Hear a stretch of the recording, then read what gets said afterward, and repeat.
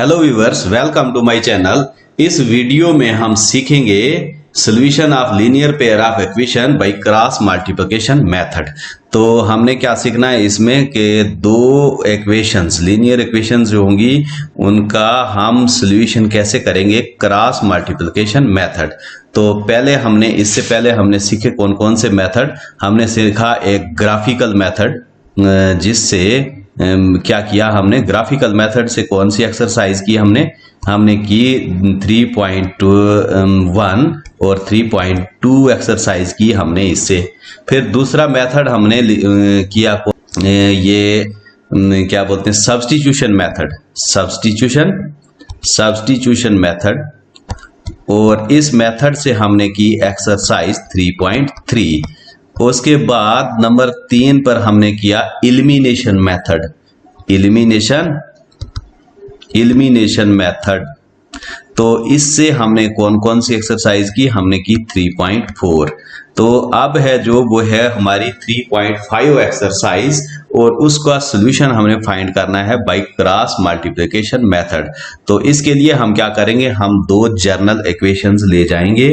एक हम ले जाएंगे a1x plus b1y plus c1 is equal to 0, और दूसरी इक्वेशन ले जाएंगे, इसको हम नाम दे देंगे 1 इक्वेशन, और दूसरी को हम ले जाएंगे a2x plus b2y plus c2 is equal to 0। ये ले जाएंगे हम सेकेंड इक्वेशन, क्योंकि लीनियर इक्वेशन जो होती है वो कौन सी होती है, जर्नल लीनियर इक्वेशन है हमारे पास ax plus by plus c is equal to 0। ये है हमारी जर्नल इक्वेशन।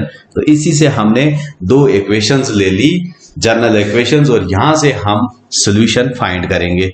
तो इक्वेशन हम इनको सॉल्व कैसे करेंगे, इक्वेशन सॉल्व करने का क्या मीनिंग है, इक्वेशन सॉल्व करने का मतलब है कि इससे हम x और y की वैल्यू निकालें। इन दोनों से हम क्या निकालें, x और y की वैल्यू निकालें, और x और y की वैल्यू किसी भी इक्वेशन, या फर्स्ट या सेकंड, किसी भी इक्वेशन में डालकर लेफ्ट हैंड साइड जो है वो राइट हैंड साइड के बराबर आ जाए।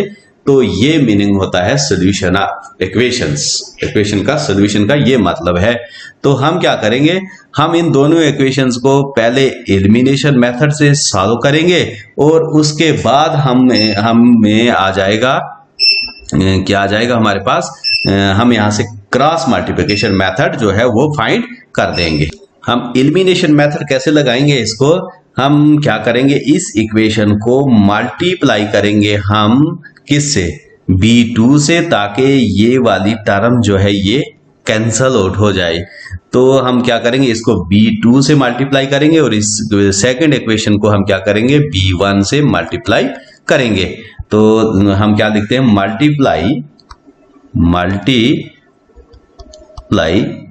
Equation first by b2 and equation second by b1। तो क्या आ जाएगा हमारे पास, अगर हम इसको मल्टीप्लाई करते हैं b2 से, तो ये आ जाएगा a1 b2x plus b1 b2y plus b2 c1 is equal to 0। तो दूसरी इक्वेशन क्या आ जाएगी हमारे पास, अगर हम इसको b1 से मल्टीप्लाई करते हैं तो ये आ जाएगा हमारे पास a2 b1x plus b1 b2y plus क्या आ जाएगा, b1 c2 is equal to 0। ये हम मान लेते हैं इक्वेशन थर्ड, और इसको मान लेते हैं इक्वेशन फोर्थ। अब क्या करेंगे, हम इनको सब्ट्रैक्ट करेंगे। क्या करेंगे, सब्ट्रैक्ट कर देंगे। तो क्या आ जाएगा हमारे पास, इन दोनों इक्वेशंस को हम क्या करेंगे, सब्ट्रैक्ट करेंगे। तो अगर हम ये सब्ट्रैक्ट करेंगे तो इनकी ये जो है साइन चेंज हो जाएंगे। सब्ट्रैक्ट कर दिया हमने क्या किया, सब्ट्रैक्ट सेकंड फ्रॉम फर्स्ट, मतलब सेकंड फ्रॉम फर्स्ट नहीं, तो ये हमने थर्ड रखी है, ये फोर्थ रखी है, तो हम लिखेंगे इसको fourth from third, fourth from third. Third से हम क्या करेंगे, इसको सब्ट्रैक्ट कर देंगे, तो ये वाली टर्म जो है ये कैंसल आउट हो जाएगी। बाकी क्या बचा हमारे पास, a1b2x minus a2b1x plus b2c1 minus b1c2 is equal to 0, ये बच गया हमारे पास। तो अब इसको क्या करते हैं, हम इस साइड की टर्म को हम आगे ले जाते हैं और यहां से पहले x कॉमन आ जाएगा हमारे पास, a1b2 माइनस a2b1, इनमें से x जो है कॉमन ले लिया हमने, इज इक्वल टू, इसको हम आगे ले जाएंगे, ये माइनस हो जाएगा और ये वाली टर्म प्लस हो जाएगी, ये माइनस हो जाएगी, तो ये आ जाएगा b1c2 माइनस b2c1। तो इसी तरह से x किसके बराबर आ जाएगा, x आ जाएगा b1c2 minus b2c1 divided by, इसको आगे ले जाते हैं तो ये आ जाएगा a1b2 माइनस a2b1। तो ये आ गया हमारे पास x की वैल्यू, ये आ जाएगी हमारे पास x की वैल्यू। तो अब हम y की वैल्यू कैसे निकालेंगे, इसके दो तरीके हैं, या तो हम x की वैल्यू जो है वो किसी भी इक्वेशन में पुट कर दें, फर्स्ट या सेकंड में, तो या तो फिर हम इन दोनों इक्वेशंस जो हैं इनको हम दोबारा से लिखकर मल्टीप्लाई करें a1 और a2 से, तो यहां से भी हमें y की वैल्यू निकल सकती है। दो तरीके हैं। तो मैं क्या करता हूं, मैं इसको फिर से वो आसान सा तरीका है और हमें उसी कॉम्प्लिकेटेड नहीं बनाना है हमें। तो हम क्या करेंगे कि हम दो इक्वेशंस फिर से ले जाएंगे, ये हमारे पास a1 में a1x plus b1y plus c1 is equal to 0, ये थी हमारी इक्वेशन फर्स्ट। और सेकंड वाली कौन सी थी, a2x plus b2y plus c2 is equal to 0, इसको माना था हमने सेकंड इक्वेशन। तो हम क्या करेंगे, इनको मल्टीप्लाई करेंगे,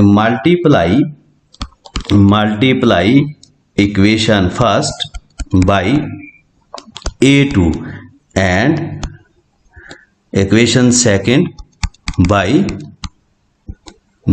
किसे, a1 से, ताकि x वाली टर्म हमारी खत्म हो जाए और हम y की वैल्यू आसानी से निकाल सकें। तो हमारे पास क्या आ जाएगा, अगर हम इसको मल्टीप्लाई करते हैं a2 के साथ, तो ये आ जाएगा a1 a2x plus b1 a2y plus c1 a2 is equal to 0। और इसको हम मान लेते हैं इक्वेशन थर्ड। तो ये वाली इक्वेशन जो है इसको हम a1 से मल्टीप्लाई करेंगे सेकंड को, तो ये आ जाएगा a1 a2x प्लस b2 या ऐसे लिखेंगे हम b2 a1y plus c2 a1 is equal to 0, इसको हम मान लेते हैं फोर्थ इक्वेशन। अब क्या करेंगे, हम सब्ट्रैक्ट करेंगे इक्वेशन फोर्थ फ्रॉम थर्ड से, तो ये आ गया माइनस, ये भी माइनस, ये भी माइनस, ये वाली टर्म जो है ये कैंसल आउट हो जाएगी। बाकी बच गया हमारे पास b1 a2y minus b2 a1y plus c1 a2 minus c2 a1 is equal to 0। तो हम यहां से क्या करते हैं, b1 a2 minus b2 a1 y को हम ले जाते हैं कॉमन, इज इक्वल टू, ये वाली टर्म आगे जाके माइनस हो जाएगी और ये वाली टर्म जो है ये प्लस में हो जाएगी, ये आ जाएगा c2 a1 minus c1 a2। तो ये y इज इक्वल टू आ जाएगा हमारे पास c2 a1 minus c1 a2 divided by b1 a2 minus b2 a1, ये आ जाएगी हमारे पास y की वैल्यू, ये वाली जो आ गई हमारे पास y की वैल्यू। तो अगर हम देखेंगे इधर x की वैल्यू, तो x में डिनोमिनेटर में है a1 b2 minus a2 b1, इधर है a2 b1 माइनस b2a1। तो इनका डिनोमिनेटर अगर हम एक जैसा करना चाहेंगे तो हम क्या करेंगे, इधर y की वैल्यू में से इसको हम क्या कर देंगे, इधर माइनस कॉमन निकाल देंगे। तो हम क्या करते हैं, माइनस हमने कॉमन कर दिया, बाकी ये हो जाएगा प्लस c1a2 माइनस c2a1। तो उसके बाद आ जाएगा हमारे पास, मैंने दोनों साइड से माइनस जो है, डिनोमिनेटर से भी माइनस अगर हम बाहर कर देते हैं तो ये आ जाएगा हमारा a1b2 इस साइड आ जाएगा और माइनस a2b1। तो ये माइनस माइनस कैंसल आउट हो जाएगा।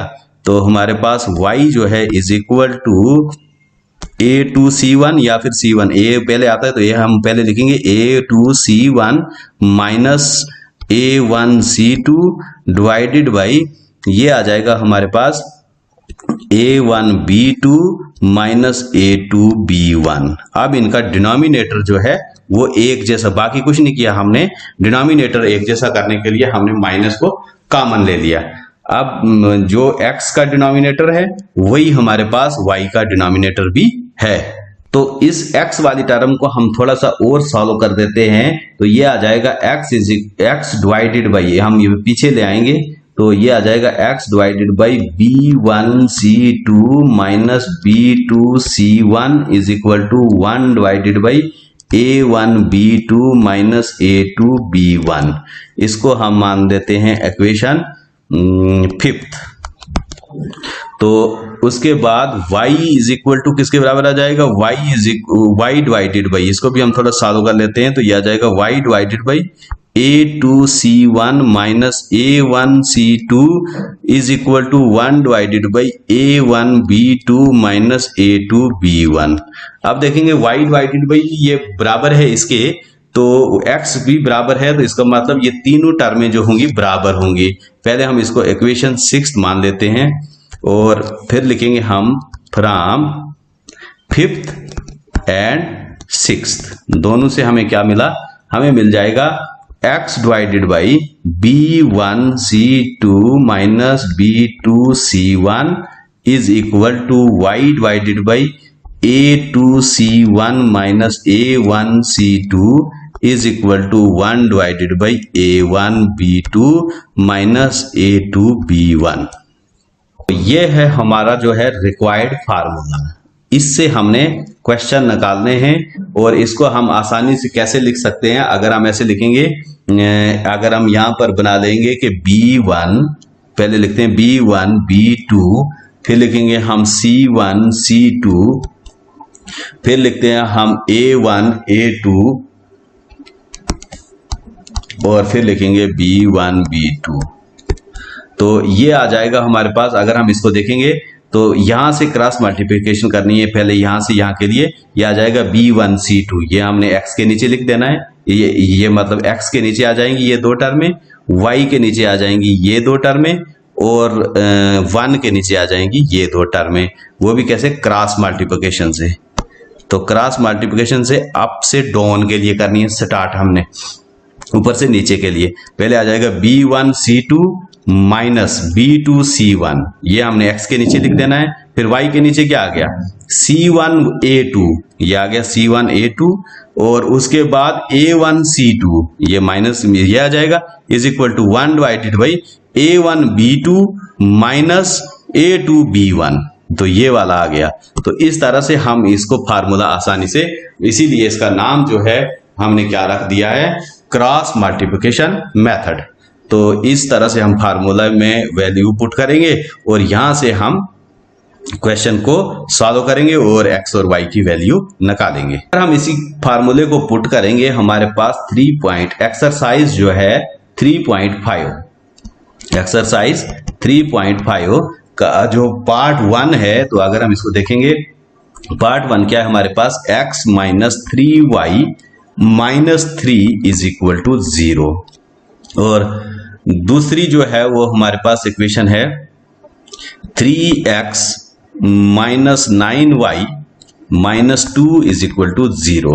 अगर हम इसको क्या करेंगे, इसको हम मान लेंगे a1x plus b1y plus C1 is equal to 0 और इसको मान लेते हैं हम A2x plus B2y plus C2 is equal to 0। तो इन जनरल इक्वेशन से हम इनको कंपेयर करेंगे तो हमारे पास x की वैल्यू क्या आ जाएगी। अगर हम x की वैल्यू देखेंगे तो ये आ जाएगा x डिवाइडेड बाई, हमने क्या करना है, हमें इसी से चलना है B1 C2। अब इसमें अगर हम देखेंगे A1 क्या है इसमें 1, B1 क्या है इसमें -3 और C1 जो है वो भी है -3। इसी तरह से अगर हम इसमें देखेंगे A2 क्या है 3, B2 क्या है वो है -9 और C2 क्या है वो है -2। अगर हम इनको कंपेयर करते हैं x डिवाइडेड बाई, क्या करना है हमने लिखना है B1 C2। B1 कितना है हमारे पास B1 C2, B1 कितना है -3 और C2 कितना है -2। तो ये आ जाएगा हमारे पास 6, 3 2 जार कितना हो गया 6 माइनस ये आ जाएगा हमारे पास 27। क्योंकि हमने लिखना है C1 B2, तो C1 जो है -3 है, B2 जो है -9 है, तो मल्टीप्लाई करेंगे तो ये आ जाएगा हमारे पास 9 3 जार 27। तो माइनस ये प्लस में तो माइनस की निशानी माइनस ही रहेगी, is equal to y divided by, हमने क्या लिखना है, ये आ जाएगा हमारे पास -9 और माइनस ये आ गया हमारे पास -2। कैसे y डिवाइडेड बाई हमने क्या लिखना है C1 A2, तो C1 हमारे पास क्या है -3 और A2 क्या है हमारे पास 3, तो 3 3 जार कितना हो गया 9, ये -9 आ गया और माइनस हमने लिखना है A1 C2, A1 है हमारे पास 1 और C2 है -2, तो ये आ गया -2 is equal to 1 divided by -9 -9, क्योंकि हमने क्या लिखना है A1 B2, A1 क्या है हमारे पास 1, B2 क्या है 3, A1 है 1 और B2 है -9, तो 1 -9 को मल्टीप्लाई करेंगे तो -9 आएगा माइनस, तो फिर लिखना है हमने B1 A2, B1 है -3 और A2 कितना है 3, तो 3 3 जार ये भी 9 हो गया -9। अगर हम इनको सॉल्व करते हैं तो ये आ जाएगा x डिवाइडेड बाई 27 में से 6 गए तो -21 रह जाएगा, is equal to y divided by ये कितना आ जाएगा -9 प्लस 2, तो ये आ गया हमारे पास -7 is equal to 1 divided by ये प्लस हो जाएगा, ये हो गया हमारे पास 0। तो ये क्या आ गया हमारे पास, अगर हम किसी को भी ये जो है 1 को अगर हम 0 से डिवाइड करेंगे तो ये क्या आ जाता है हमारे पास नॉट डिफाइंड। तो अब पहले हम क्या करते हैं इसको बराबर कर ले अगर x की वैल्यू निकालनी है तो इस टर्म और इस टर्म को अगर हम क्या करेंगे कंपेयर करेंगे, और अगर हमें y की वैल्यू निकालनी है तो ये दो टर्मों से इन दो टर्मों को आपस में कंपेयर करेंगे। तो पहले x की वैल्यू निकालते हैं, x divided by -21 is equal to 1/0। तो ये आ जाएगा हमें 21 को इधर अगर हम मल्टीप्लाई कर देंगे तो ये x is equal to -21 divided by 0 आ जाएगा।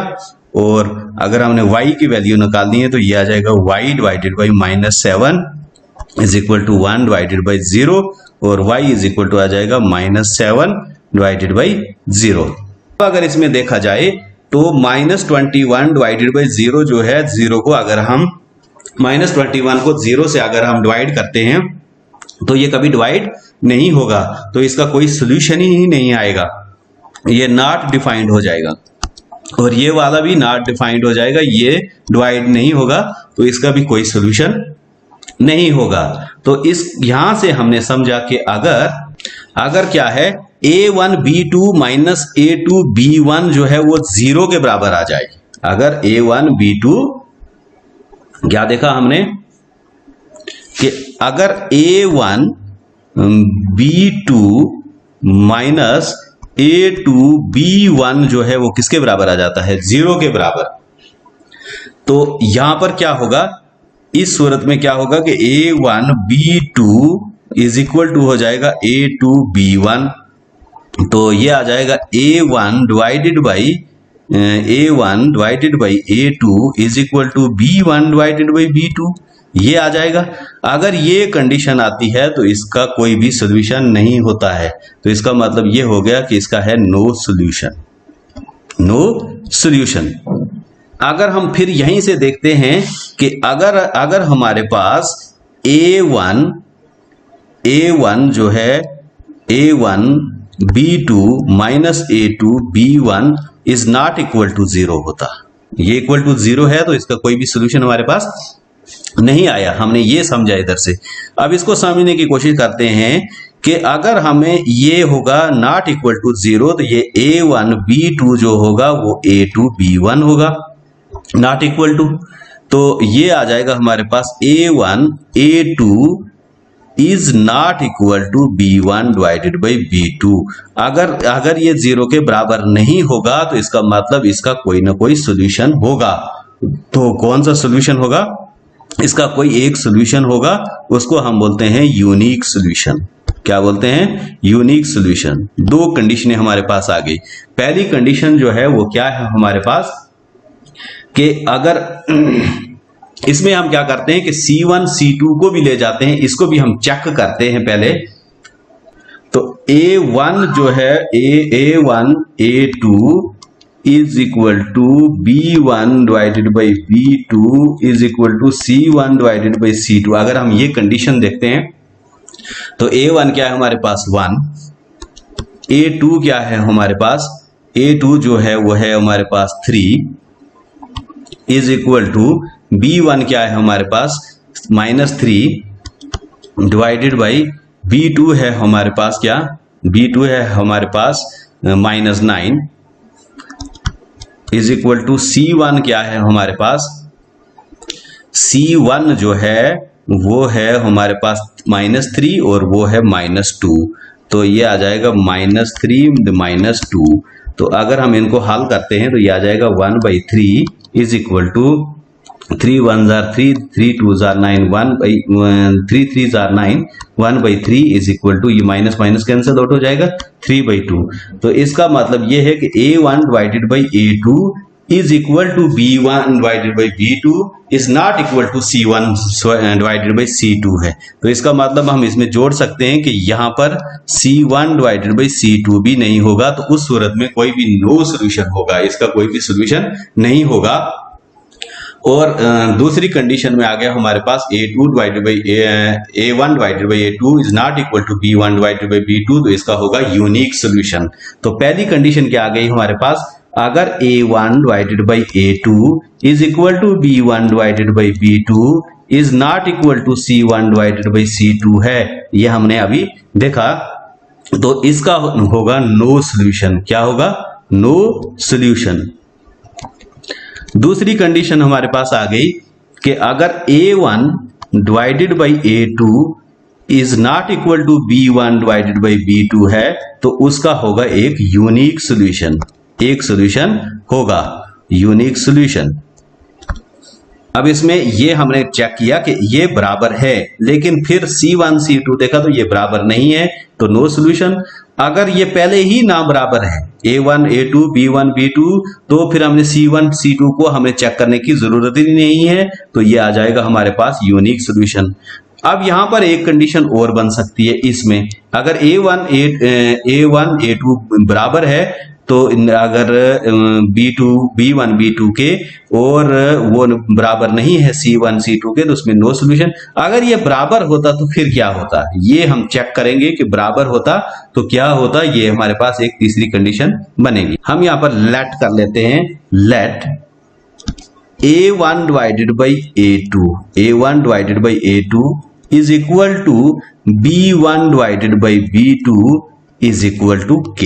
हमने किसके बराबर लिया? K के बराबर।